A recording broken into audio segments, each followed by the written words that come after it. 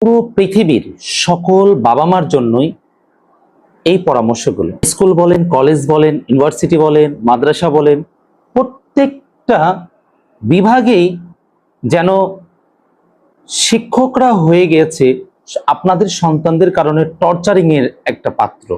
এর কারণ আপনারা অভিভাবক। আরে ভাই, আপনি আপনার সন্তানকে, আরে বোন, আপনি আপনার সন্তানকে মানুষের মতো মানুষ করতে পারবেন না, আদর্শ শিক্ষা দিতে পারবেন না, আপনার সন্তানকে আপনি গুণামুক্ত করতে পারবেন না, আপনার সন্তানকে মোবাইল মুক্ত করতে পারবেন না, টিভি মুক্ত করতে পারবেন না, কম্পিউটার মুক্ত করতে পারবেন না, ল্যাপটপ মুক্ত করতে পারবেন না, ইলেকট্রিক অনেক ডিভাইস রয়েছে যেগুলো থেকে মুক্ত করতে পারবেন না। এক কথায় আপনার সন্তানকে আপনি গুণামুক্ত করতে পারবেন না। সন্তানকে কে নিতে বলেছে আপনাকে?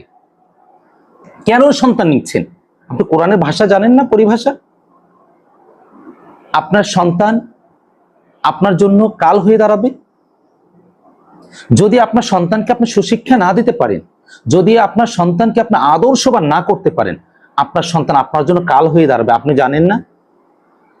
আপনার সন্তান আপনার সিলসিলায় জারি, আপনি জানেন না? আপনার সন্তান আপনার সিলসিলায় জারিয়া, অর্থাৎ আপনি দুনিয়াতে রেখে কবরে চলে যাবেন। আপনার সন্তান গুনাহ করবে, আপনার কবরে চলে যাবে। আপনার সন্তান নেশা করবে, কবরে চলে যাবে। আপনার সন্তান জিনা করবে, কবরে চলে যাবে। আপনার সন্তান মানুষকে কতল করবে, কষ্ট দিবে, আপনার কবরে চলে যাবে। আপনার সন্তান দুনিয়াতে যত প্রকার আকাম ওকাম করবে, প্রত্যেকটা আকাম ওকামের প্রতিফল আপনাকে কবর থেকে ভোগ করতে হবে।